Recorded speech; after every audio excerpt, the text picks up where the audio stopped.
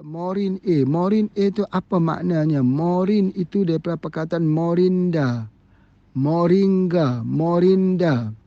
Ya, kalau kita katakan morinda, morinda itu mengkudu. Mengkudu ada dua jenis, Morinda citrifolia, Morinda elliptica. Kalau kita kata moringa itu daripada daun kelor ataupun kita panggil daun munggai. Jadi ada dua, jadi morin ini adalah daripada perkataan morindin juga, bahan aktif yang terdapat di dalam buah mengkudu, dalam akar mengkudu. Jadi dia mengandungi vitamin C alami yang bertindak kepada orang yang demam, orang yang ada permasalahan seperti COVID-19 ini. Kita menggunakan vitamin C. Memang benar di hospital pun menggunakan vitamin C. Tetapi vitamin C yang wujud di sini, vitamin C yang bergabung dengan flavonoid.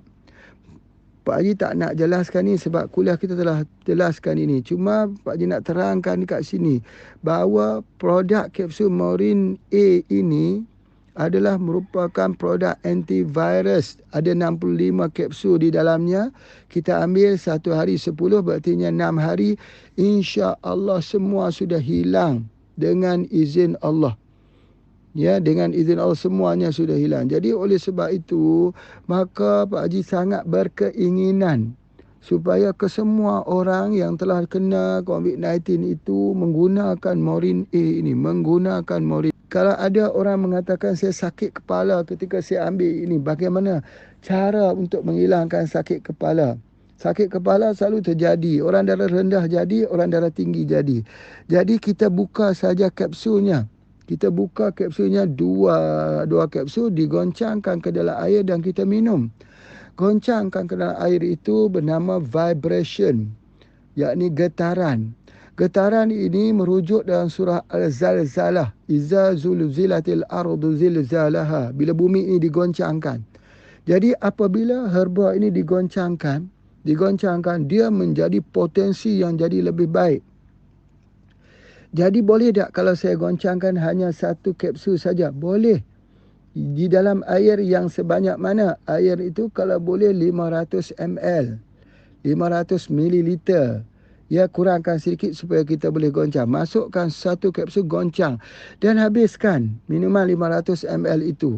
Jadi kalau 1 hari 500 ml 1 kapsul, jadi ambil 5 kali, hanya 5 kapsul saja. Boleh save 5 lagi kapsul dengan cara kita goncangkan, dan dia memberikan kesan yang sangat efektif.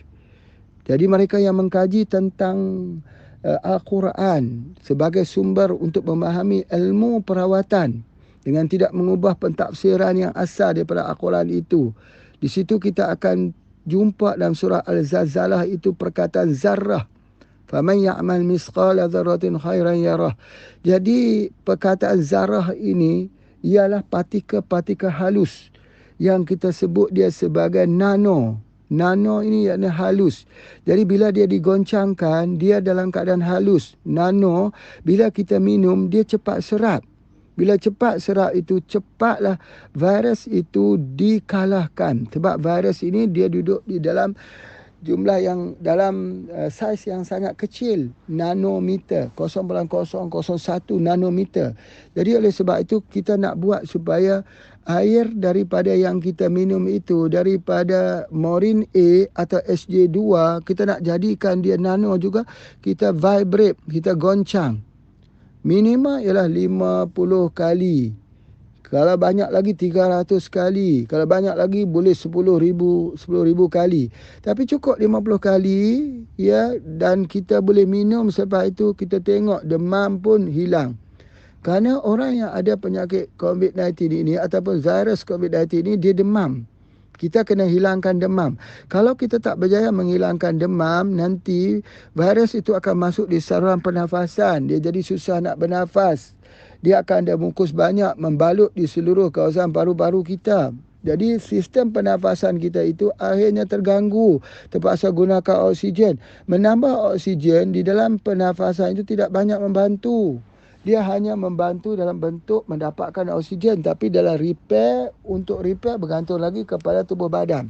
Jadi oleh sebab itu kita gunakan Morin A. Masukkan ke dalam air, digoncang 50 kali. Tetapi sebelum digoncang itu, mestilah dibaca suratul Fatihah. Sebab suratul Fatihah itu namanya surah pembuka. Dia juga dinamakan surah Asy-Syifa. Kalau kita orang Islam tak baca surah Al-Fatihah, tak lengkap perawatan kita. Kerana perawatan Nabi itu alamiah dan ilahiyah.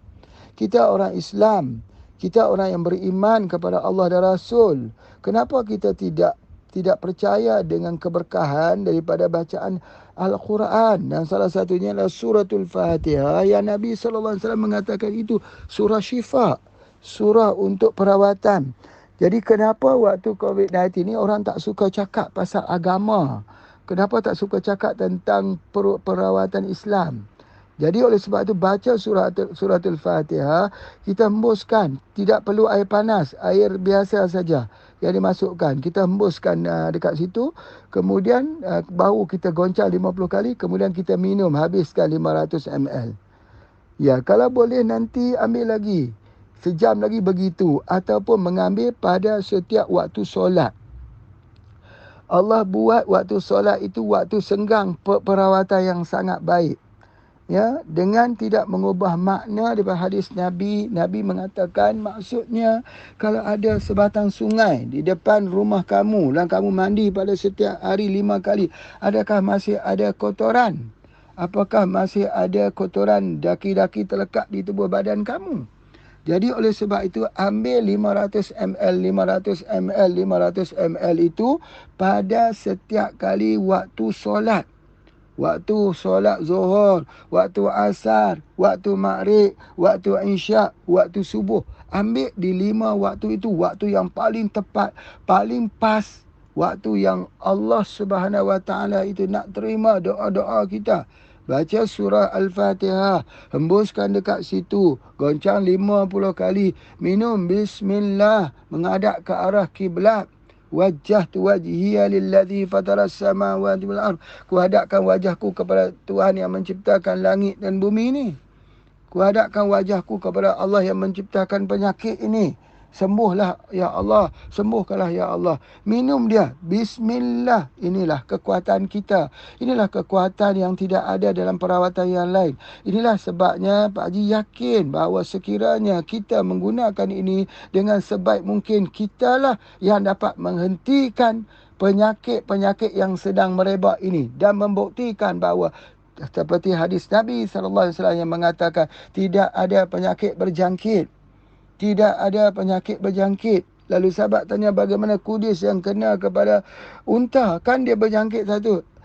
Nabi bertanya siapa yang mendatangkan penyakit yang pertama pada unta yang pertama. Ya, itulah dia. Kita yakin kepada Allah yang mendatangkan. Sekiranya kita balik kepada cara pengobatan Nabi SAW. InsyaAllah kesembuhan akan berlaku dengan izin Allah. Okey, yang kedua ialah kopi radik. Ya, kopi radik ini Pak Haji nak sebutkan bahawa memang bagi mereka yang amalkan kopi radik, merah, jambu merah dan sebagainya itu memang telah diamalkan. Kalau orang nak demam, minum dia tak jadi demam. Memang benar. Kerana ini juga telah terbukti. Malaysia patent pokok tongkat ali di pasaran dunia. Ya, sebab apa? Sebab dia anti-cancer. Dia juga mengelakkan daripada orang yang demam itu. Ya, untuk dia tak jadi demam. Jadi oleh sebab itu maka kopi radik itu ditambah lagi dengan kunyit hitam. Masya Allah.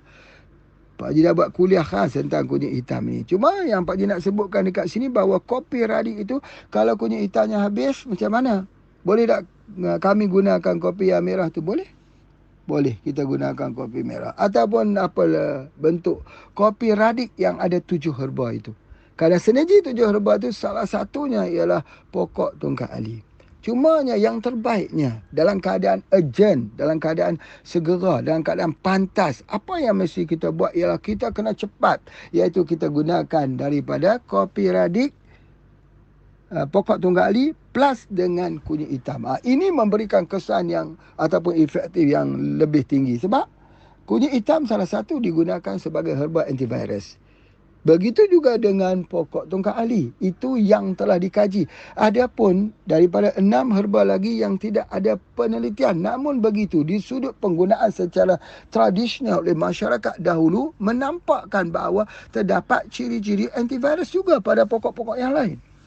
Jadi oleh sebab itu, maka apa yang Pak Haji nak sebutkan sini, bahawa kombinasi dalam set outbreak ini adalah satu kombinasi yang baik yang jika digunakan dengan izin Allah. Dia demam akan turun, batuk akan berhenti, mukus akan keluar, pernafasan akan terbuka. Dalam bahasa Indonesia panggil plong. Terbuka pernafasan tersebut. Jadi inilah dia punya permasalahannya. Jadi sekiranya kita hari ini dapat melakukan tindakan begini, menurunkan demam, kemudian hilang masalah pernafasan, ini sudah menjadi core tujuan daripada pengobatan tersebut. Maka sistem imuniti yang ada dalam tubuh badan kita, sel T, sel B akan bekerja dengan begitu kuat lagi dengan bantuan herba. Dan akhirnya orang itu dapat cover dirinya sendiri. Orang tu dapat membuat shield, membuat perisai pada dirinya sendiri. Jadi dia akan sihat dengan izin Allah. Kenapa kita masih lambat untuk menerima ideologi pemahaman ini? Ini satu filosofi yang tidak ada hubungan dengan akidah.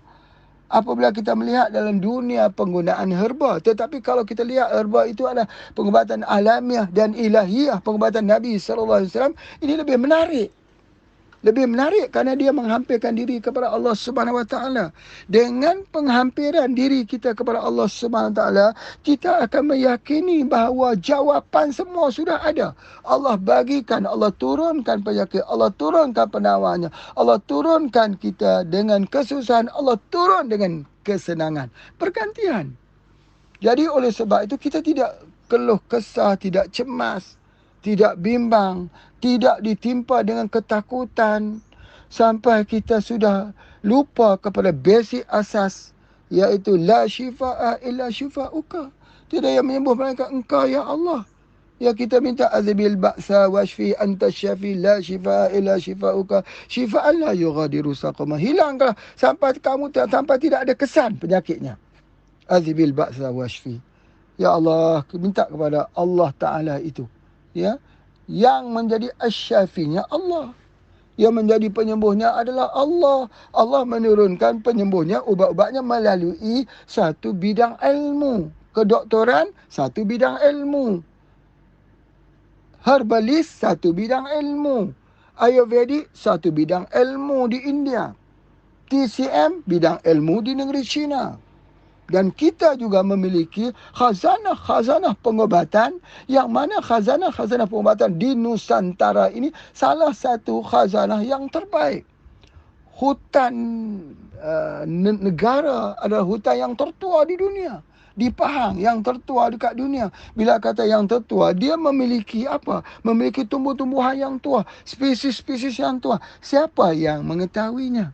Siapa yang mengambil tahu tentangnya? Generasi sudah meninggalkan alam fauna, alam flora ini, telah meninggalkan mati flora ini, dan kita tak memandang dia sebagai satu anugerah, nikmat Allah yang patut kita syukuri, yang patut kita mendalaminya. Sudahlah, kalau kita tidak mahu untuk memandangnya, sudilah untuk kita menerima ini dalam situasi yang sangat kalut dan sangat meruncing ini. Sudilah kiranya kita menerima herba hadiah daripada hutan yang ada di negara kita.